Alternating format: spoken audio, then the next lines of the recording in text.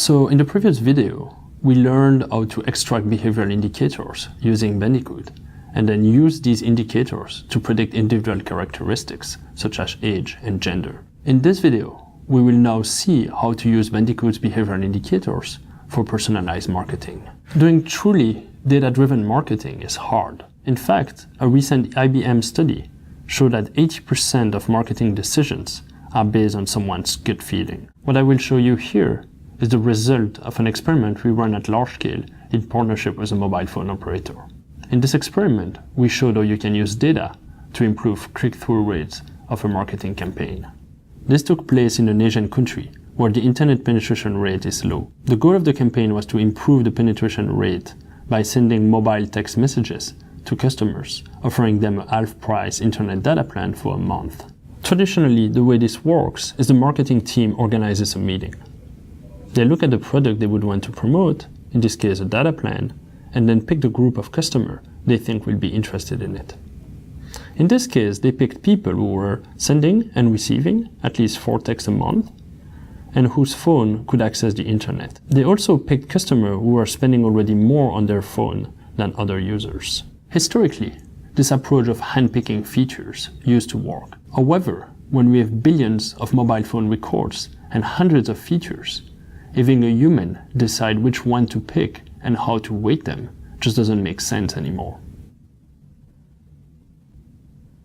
So what we proposed instead is to learn from the data. There's already a small number of subscribers in that region who have a data plan. So why don't we let an algorithm figure out what distinguishes them from the rest of the population? In the previous video, we learned about machine learning algorithm and how that works. In this video, we will use another algorithm, Bayesian classification trees, and train it to recognize people in the country who already have a data plan.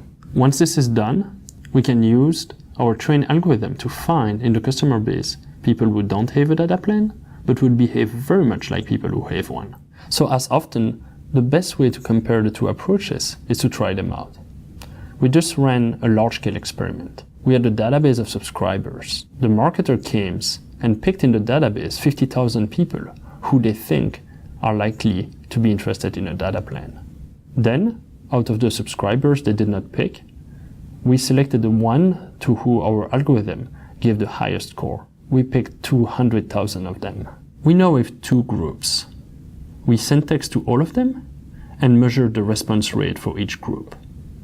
The fraction of people who subscribe to our offer for a half-price internet data plan. Out of the people the marketers picked, 0.5% signed up for our data plan. Out of the people picked by our algorithm, 6.5% of them signed up. That's a 13 times increase in sign-up rates. We then looked at retention rate, the fraction of people who renewed their plan the second month at full price.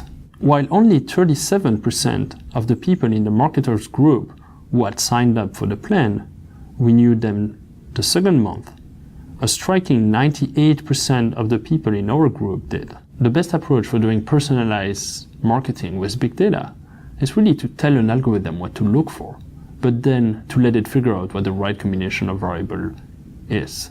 We found this to outperform the traditional approach.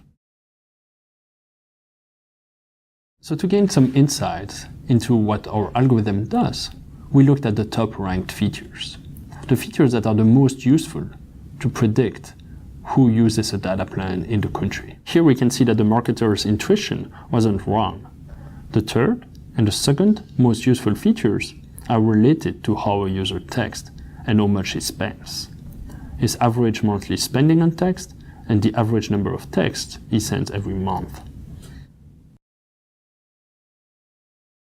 It's not about the intuition. It's really about finding the right variable, weights, and thresholds. And this is what our algorithm does. The most useful feature is different though, and might be something that the marketing team had not thought about.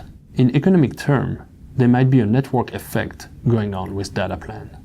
What network effect means is basically that the value of a product to you is a function of the number of people who are also using the same product. We indeed found that the most useful feature for our algorithm was actually the amount your close contacts were spending on data. And again, it doesn't mean that the marketer might not have thought about it, but really what it means is that algorithms are much better than humans are picking the right combination of variables. So to summarize, in this video we looked at how we can combine Bandicoot indicators with machine learning algorithms to do personalized marketing. What we showed is that by how combining the strength of the human with the strength of the machine, we can outperform the traditional marketing approach in a large-scale experiment.